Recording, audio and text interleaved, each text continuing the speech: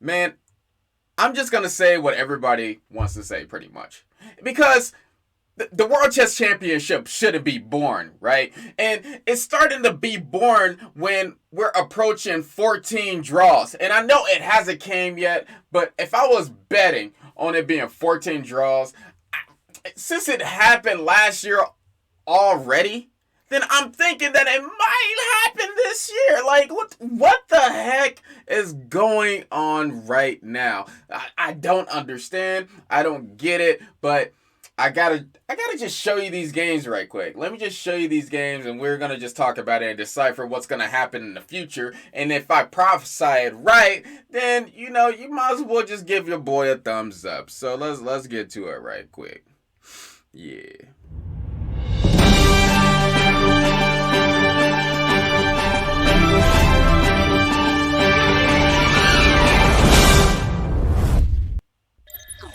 And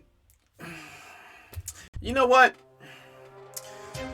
So this is what's been going on. We got the first and second game, which was a complete draw, but they was at least excited. The first game wasn't because Jan Nepo had the white pieces playing the Roy Lopez, and it was very boring, but Magnus Carlsen brought some flavor in the second game.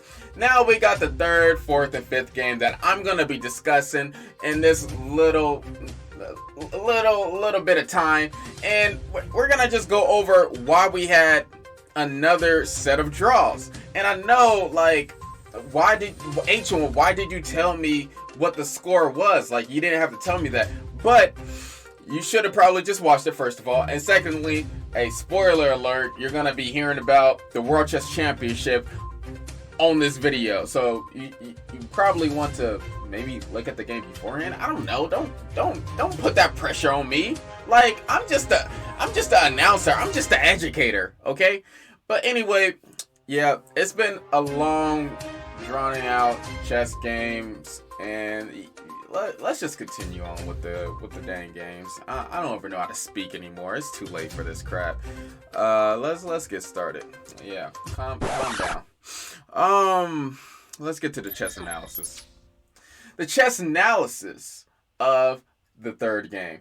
And the third game was special because Jan Nepo had the third game.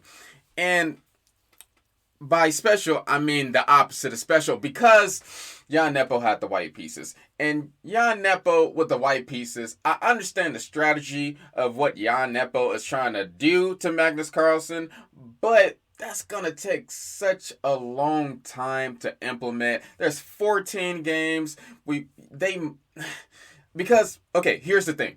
Jan Nepo is trying to poke at Magnus Carlsen with the Roy Lopez by doing different variations, which is understandable, right? Because you never know if they know all the variations. And the thing is, Jan Nepo haven't found like a hook yet, or something that Magnus Carlsen have done wrong. And hopefully he does, so some excitement can happen, but let's just look at the game. That's all I can do. E4, E5, knight F3, knight C6, bishop B5, A6, bishop A4, knight F6, kingside castle, bishop E7, rook E1, B5, bishop B3, and castle kingside. And this is basically the same crap that let me stop being so hard on them. But it is basically the same crap that we got in the first game or so, which that's expected. This is like main Roy Lopez theory. There's nothing else to be thinking about. I even know these moves, and I don't even play the Roy Lopez, but when I did play E4, I played these moves. And depending on the variation, it can be boring, but we can have some excitement though, because the Roy Lopez usually brings sharp gameplay in certain positions, especially if somebody goes wrong. And so when I was watching this game, I was thinking maybe something might get a little bit risky. You know what I mean? Maybe we might see some entanglements going on here. Hashtag will. And I don't know. I don't know what this is. So let me just show the rest of the game. Let me just stop talking and show the rest of the game right quick. So here we go. We got A4. And you remember last time in the first game, watch the first video, uh, Nepo, he did H3, and then we went on with this game with the knight A5 variation. But now we're in this like bishop B7 variation, which is called like the Roy Lopez closed anti-martial whatever. And we started going on with this game, right? D3, knight D2, knight F1, H6, bishop D2, bishop F8, knight E3, knight E7. And we started just resituation our pieces. And if you don't know any better, but in the Roy Lopez, we usually put this knight on D2, F1, either E3 or G3 to hit these two squares, or maybe G3 just to hit this F5 square. And usually, we got black trying to push up the C pawn, reroute this knight somewhere, pretty much doing the same crap that white is doing. It's copycatting, and it's really strategic to play the Roy Lopez on both sides. And white has a small advantage in the variations, but the defense, the barrier is really strong. So let's see what Magnus Carlsen did with this.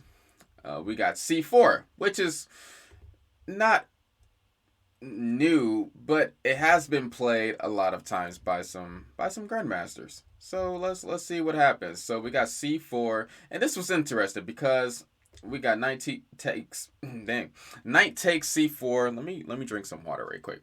Knight takes C4, knight C6, rook C1, taking over this file because we did the C4 move, and now we got this half open file, A4, bishop C3, bishop C8. And so give me one sec. Give me like dude, calm the heck down and give me one sec to drink my dang water.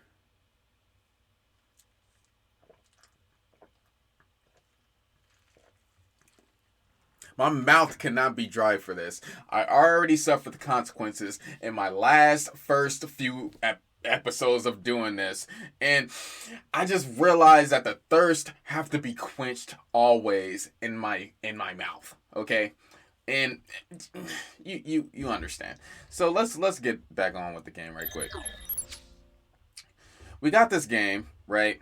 We got the bishop bishop C8 move, rerouting this bishop, and we're probably going to be trading light square bishops pretty soon because usually this bishop isn't moved unless we're going to this square or this square, and this knight isn't defended anymore. We got this bishop right here, and I was excited about this because I knew white's plan from the jump was to get ready for this d4 move, because why would you do bishop c3 without doing d4? And that's one of the main pawn breaks in the position that can open everything up and we could see a full attack. So I really liked the white pieces in this situation. I would rather play white.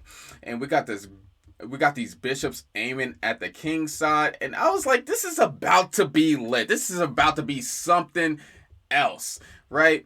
And we went on with the game. D4, E takes D4, knight takes D4, and you're probably looking at this E pawn, right? Can black just take this?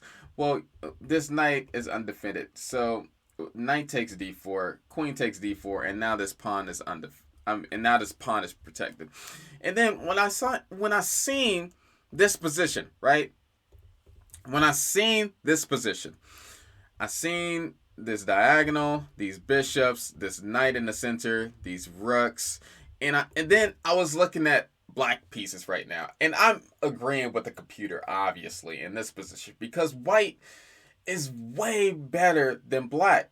None of black pieces are coordinated. White is taking a lot more space, have a lot more quality pieces, everything that you look for in a good chess game, right? White have everything. And how can you ruin this? Not saying that anybody ruined anything, but just look at the next few moves. Bishop e6. Usually when you have the worst position, you start trading off pieces, which is very wise by Magnus. So we do h3. I think it's like a really slow move, especially when we got moves like, what's the computer saying? We got moves like queen d3, rook c d1, bishop d1 to make sure that we're not trading the light square bishops and we're keeping the game live. But we got h3, right? Which is pretty useful. We're making sure that black pieces don't hit the g4 square, and we're making a lift for our king. You don't get a lot of chances to do that. c6, bishop c2, moving this bishop, aiming it at something else. Even though rook c d1, we could target this file with the queen on it, right?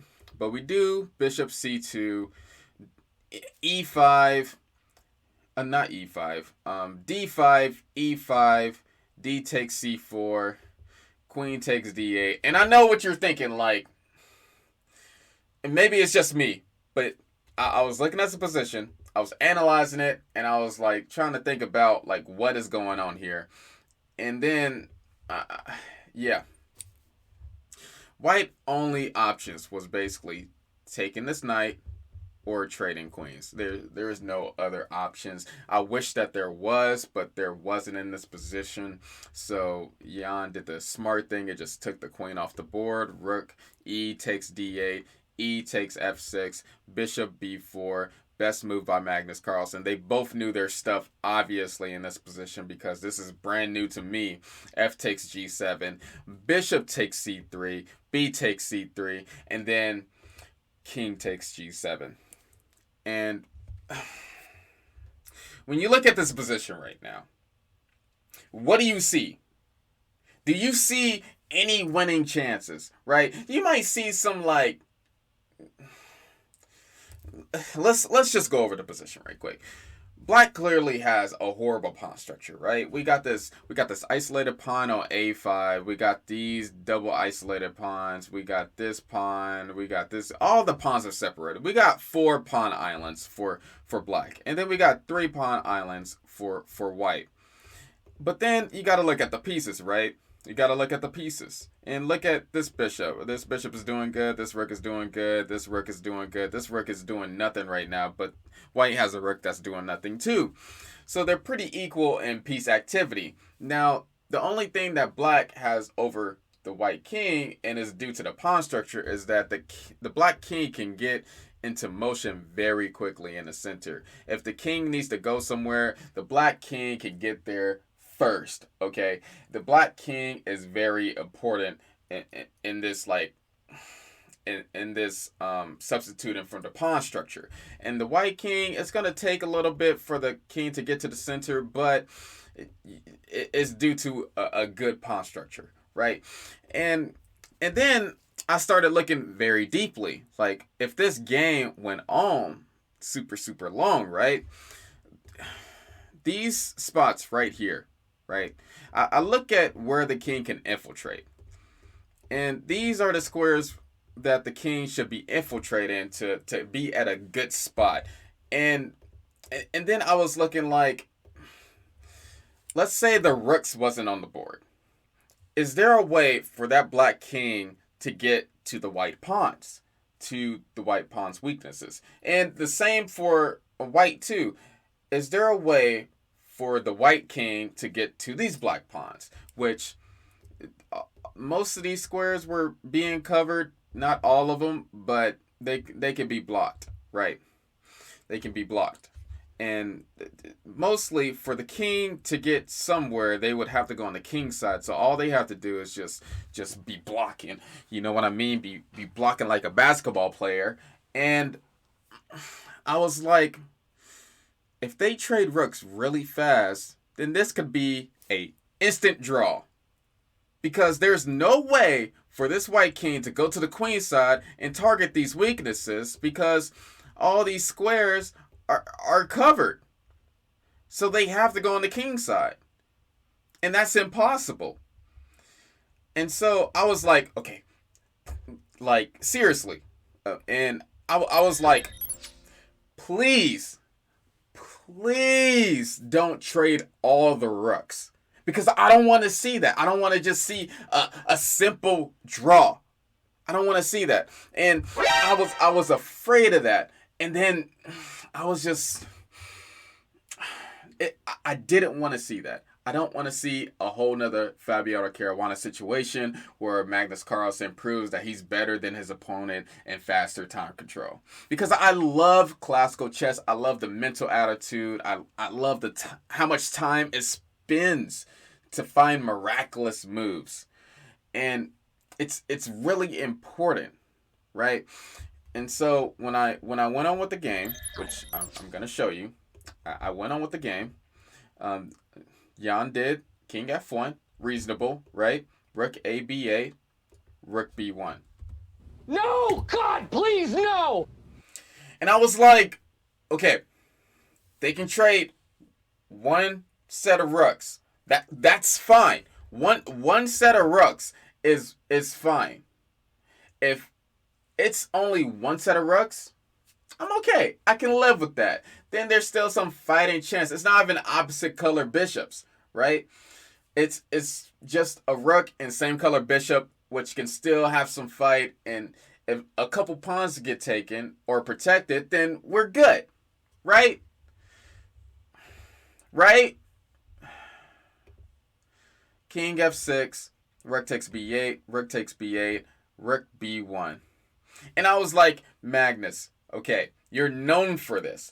Please, you have two other options, and I know they're not the best, right? Because Rook D8, we got moves like this that we had to look at, and I know that's dangerous. But then you get some activity too, and you both like get to play on some more, which. Yeah, Magnus took the rook. And then we went on with this game. Bishop takes B1, King E5, King E2, F5, Bishop C2, F4. Kind of what I predicted. Bishop E1, C5, Bishop C2. I don't know why everything is going so slow for some reason. My internet is doing something right now, which it needs to calm down. Bishop D7, F3. King F6, H4, King E5, King F2. And you're seeing like the barricade right now. You're seeing it, right? There's no way for the white king to get past here because black had a lot more space and a lot more king activity. King F6, King E2, King E5, King F2, and it is the draw. The draw of the third game. And I was like, I was already done before it got to this point, but then I was like, you know what? Just maybe. Let's get to the next game, right? The next game has to be better. It has to be something better than whatever this was. Because Magnus Carlsen is going to have the white pieces, and he's going to press just like the second game. Even though there was some chances for both of them to lose, they still had a draw, and it was pretty good. It was juicy. It was something really fascinating to talk about. And so let's go with the fourth game. The fourth game is Magnus Carlsen have the white pieces and Jan Nepo has the black pieces, right? And we got E4. And I know I forgot to switch the camera. Don't play like I don't do any mistakes. It happens, right? And I do this a lot more often because there's some videos that I could even publish because of this stupid mistake of switching the dang format and the dang scene. And let's just get started. So we got E4, E5, and I was kind of excited because Magnus Carlsen switched it up from the Catalan and went E4. And so I was thinking maybe Magnus Carlsen found like a new angle to make the game interesting to make sure that Jan Nepo stays on his toes. And I not only wanted Magnus Carlsen to stay on his toes, I want him to have those 1970 heels that they had back in the day and like crush his toes, right? And I know what you're thinking.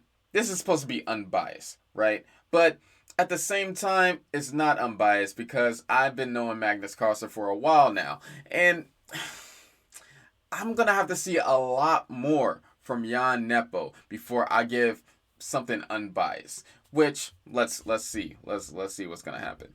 E4, knight f3, knight f6, knight takes e5, d6, knight f3, knight takes e4, d4, d5. And this is the normal position of the Petrov. And Lichess is calling it the Russian game classical attack. Whatever you want to call it, I'm just going to call it the Petrov. And we got bishop d3, bishop d6, castle king side. And now it's turning to the Russian game classical attack Marshall variation. c4, c6, these games have been played hundreds, thousands of times. Rook e1, same move order too. Bishop f5 and queen b3, because usually you want to think about doing queen b3 after they move their light square bishop to attack this b pawn. So we got queen d7 protecting the b pawn. Knight c3. Are we going to trade pieces? Yes, we are. We're doing that. We're taking that bishop. We're taking that bishop. We're taking that knight. Doing b takes c3, b6. Defending the pawn. And c takes d5, c takes d5. And now we got a game. The only thing that worries me about this position when I was looking at this and before I started recording is that if you look on the side here in my Lichess database, it's almost dang near 100% draws in this position. And I know what you might be wondering, like, this position doesn't seem like a draw. If I was in this position, I could probably finesse my opponent and win something. But just remember, right? These aren't novice players. These are really top grandmasters that knows these positions like the back of their head, right? Like the back of their hand, I mean. I said that phrase wrong. Who cares? And I just want you to understand that when I see this in the database, that just gives me a warning like, oh crap, there's a draw happening. There's a draw that's about to happen. And I'm not about to like the draw because it's about to be very frustrating if I have to watch this game for hours and we get some dumb little draw. So I better see some fireworks to kind of get me interested in the game again. And that's my point of view on it as a viewer. Now, I know like people that are watching this that's been through this before the candidates tournament, they're like, oh my goodness, he just moved that pawn. It had a purpose to it. It was special. He slid the pawn up once. It was so cool. It was so special because at that moment he sipped the water on the edge, and then he ate his Snickers bar that he sponsored, and his mindset changed from that moment. And it's like, it's not that deep. He just moved the pawn. He just moved the dang pawn. Like, There's no deep meaning. There's no deep meaning into this. He just moved the dang pawn. Let's get back into the game since I just created a whole scenario for y'all. But we got queen b5, best move. Queen d7, trading queens. This made me nervous. a4.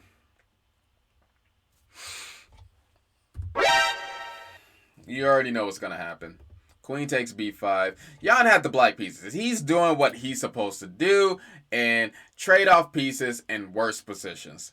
And this just fizzled out.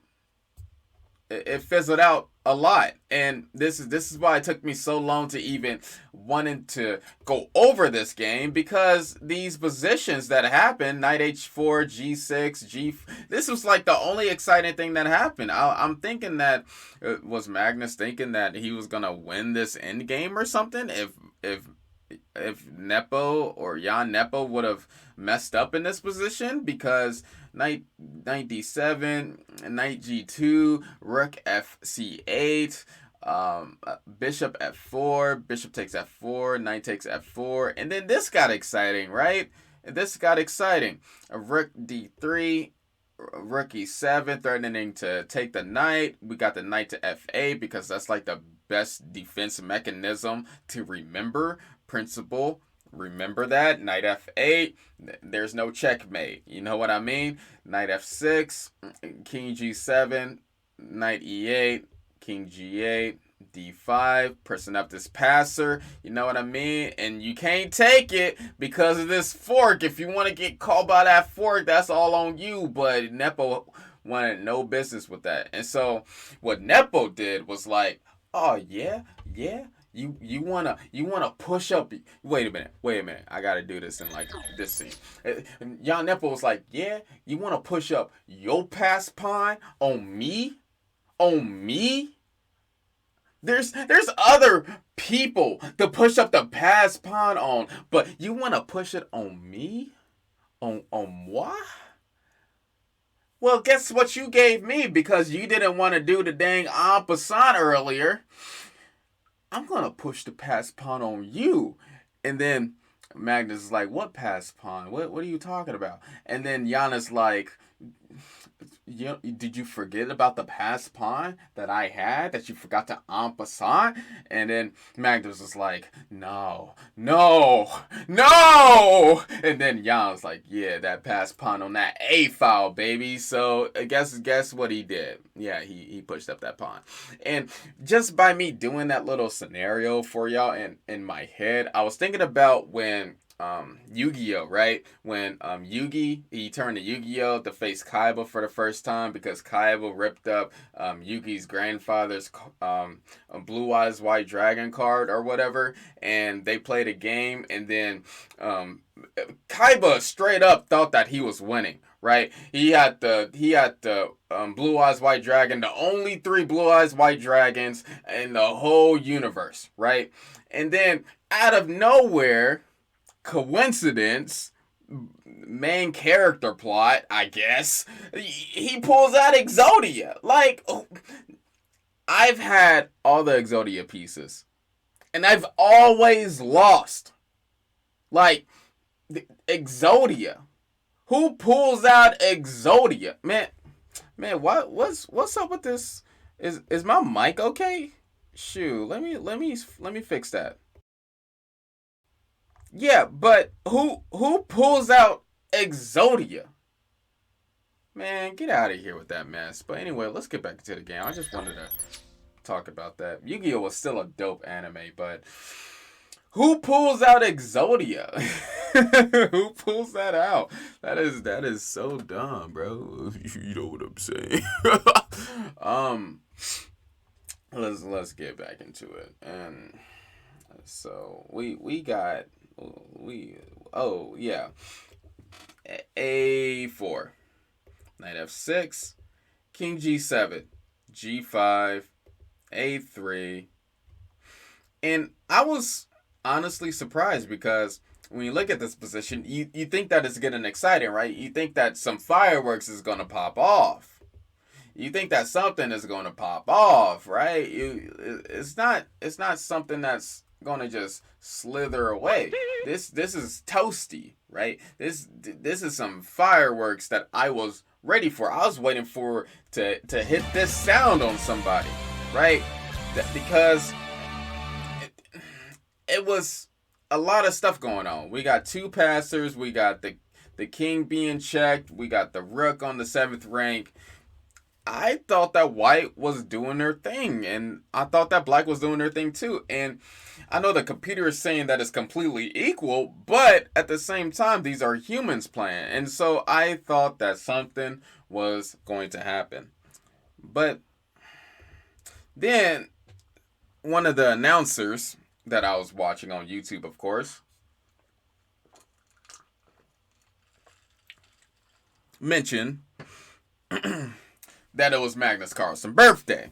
And I was surprised because I was like, dang, man, he's playing chess on his birthday. And then I was like, oh no, he's playing chess on his birthday. So this is what happened. Knight e8, king g8, knight f6, king g7, knight e8, king g8, knight f6. Yes, threefold repetition, and that is a draw. And when the announcers brought it up, I didn't even think about it. I was like, well, it's Magnus Carlsen, right? It maybe, just maybe, he might think that the World Championship is just way more important than his birthday. Because after you turn 21, what is there to do after 21? You just get older and sicker, you know what I mean? You just get more feeble. And I would think that, you know, becoming like world champion again, getting another 2 mil, that never hurts anybody. It would be more important. But then again, I was thinking like, man, but it's his birthday though, man. That's like a weak spot for somebody. It's your birthday. And I don't know, that's a hard decision. They did question him about that, and he said that didn't affect his decision on this part, which let me just show you for a sec that there were ways for him to go about it if he was trying to win.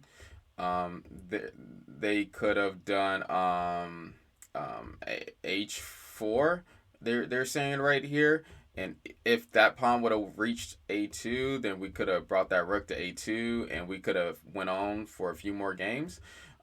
King g2 would have been a good move. Rook a2 would have been a good move. Like, the game could have continued, but it didn't. It didn't continue, and I was a little bit upset. Like, it wasn't.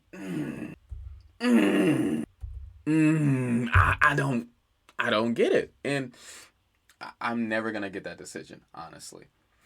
And I think when today hit, it was a big wake-up call for Magnus Carlsen. Because I'm not going to say that chance could have been wasted. I'm just going to say the chance could have been wasted, and he might regret that decision. But I understand the separation of an athlete and a human being, right? I understand that people are weak. They have weaknesses. Nobody's perfect. So I'm gonna just give him the benefit of the doubt, and that he's gonna fight harder, which he kind of had to the next game after that. So let's get there right quick. Let's get to the next game. And when I looked at this game, I was like, man, Jan, maybe your strategy might be working. And you're going to see, you're like, H1, you was just dogging on this whole World Chess Championship. I wasn't dogging on it.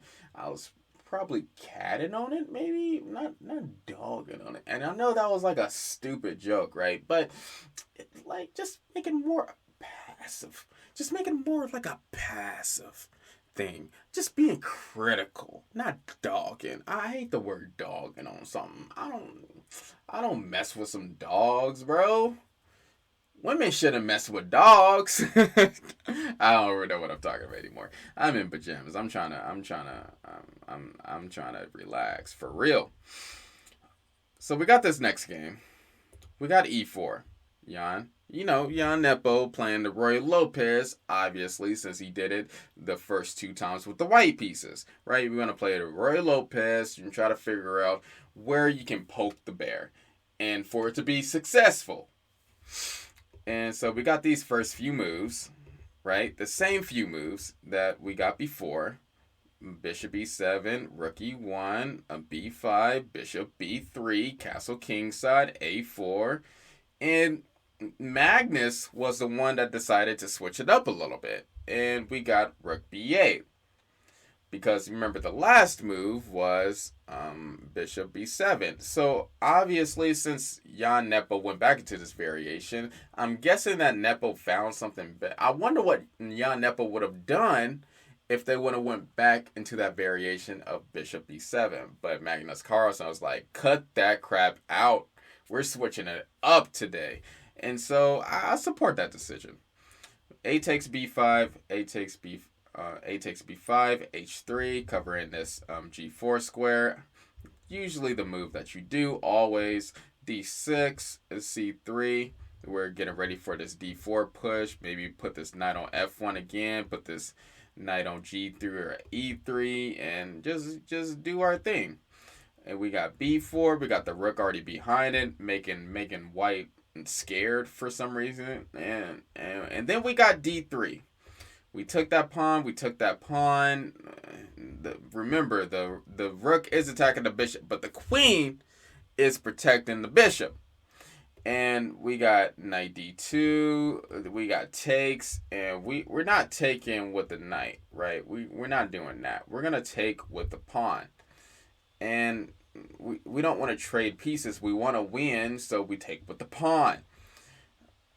Bishop d6, maybe something better. Maybe h6 would have been more meaningful. Queen d3, you know, some moves like that. But every move have its little thing. You never know when black might hit a f5 out of nowhere, and this bishop might become very important on this diagonal. Or maybe just defending this pawn so that we can move this knight somewhere else on this f4 square. You never know the ideas that might come about in the Ruy Lopez, because it's such a rich opening. And we got only 3 pawns that were taken, pretty much. And so I seen this move, queen c2, h6, knight f1, bishop e7, like I predicted a little bit, and knight g3, knight g6, bishop e3. And we got all the pieces developed. And I was looking at the interview, right? I was looking at the interview by Magnus Carlsen, the news people. They asked him, did he regret this move or whatnot? And Magnus Carlsen did not like this move, pretty much. He did not like this move at all, because in this position, Jan Nepo had the opportunity to place c4 down on the position. And this could have changed it up a little bit more and gave somebody some winning chances. It could have been a lot more fighting, a lot more tension in the game, right? It could have been something. It could have been something. Like, I'm being serious. It could have been something if he would have played the move c4. And if you look at the move or counter or whatever, this was only move 20, and it wasn't like that they was short on time. And so if they would have played c4, maybe c5, bishop a4, and we could have got some complications that were troublesome for black, because the computers like white, probably because this bishop looks ridiculous on d6, and my pieces look pretty lovely, and my bishop can go to a4, be traded off, and I got weaknesses to look at with my bishop, and you have nothing, right? And that's what could have happened. Or they could have done queen e6 maybe, and dealt with the pain that way, and I could have done bishop a4, and it could have been really good for Jan to mix some things up. Obviously, I'm pretty sure with any other player he would have played c4 at that moment, but he didn't, and he played rook e d1. Rook e d1. And I talk about missing opportunities a lot. I talked about it in my podcast. I would go listen to that. It's called Chess Knowledge with H1. This is what this episode is sponsored by. This video is sponsored by. But yeah, he did this rook move, and bishop e6. You know, Magnus trading off pieces when in danger a little bit. You know, and this is basically the Ruy Lopez bishop, the best bishop that white has. Bishop d7, knight d2, trade off that bishop, trade off queens. The rook took that queen on a4, rook a8, rook da1, rook takes a4, rook takes a4, rook b8, rook a6 for some reason, and knight e8, king f1, knight f8, knight f5. I'm not stopping yet because we're gonna stop at a moment where everybody was like, "This is garbage. This is nothing. This is a complete draw." Knight e6, knight c4, rook d8, f3, f6, g4, king f7, h4, bishop f8.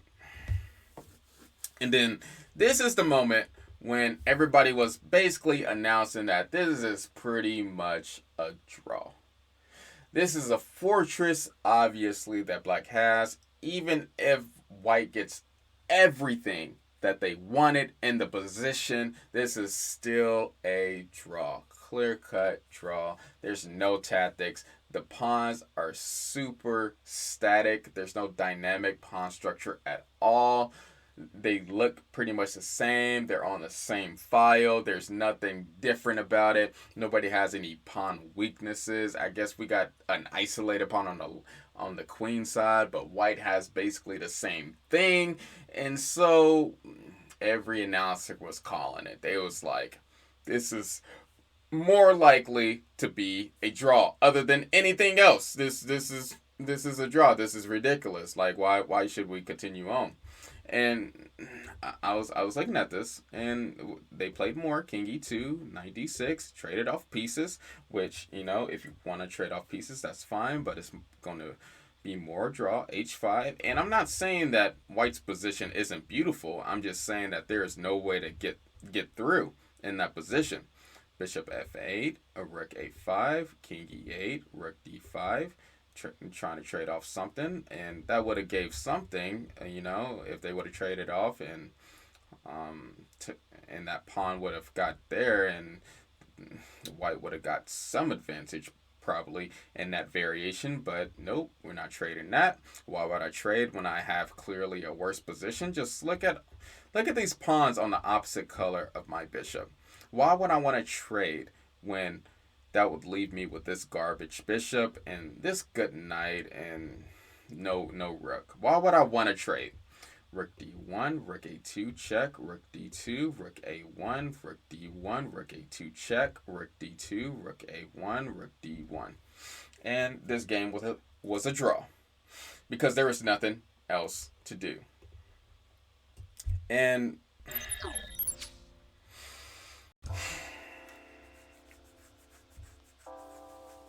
it's on its way. Okay, I'm betting that a win is going to come from somewhere. Somehow. I don't know who's going to strike first, but based on what I'm seeing, Magnus Carlsen was really mad at the end of that game. He was irritated because he could have got into some trouble, and if you look at his face, it kind of tells it all. So I'm thinking after the rest day, which might be today, the next day, when he gets the white pieces again, he is going to strike really hard the 6th game. I'm betting that for sure. Now, I don't know exactly who's going to strike first. That's just my prediction. It's kind of like 75% Magnus Carlsen, 25% Jan Nepo. But after this last game, maybe 35% and 65%. It's gonna, once it gets closer to the last game, like the 14th game, and there's still draws or something, I'm gonna make it like 50-50 because they're clearly both scared of each other. But with further ado, thank you for running it back with H1, talking about chess knowledge, chess wisdom, chess understanding, and peace. Yeah, I appreciate it. I appreciate every single one of you, and you know, it's a blessing to be here. Pressing on toward the vision, yeah. I see where we was, and I see where we going. There's no turning back. Pressing on toward the vision, yeah. Man, we choosing to get up and keep it moving.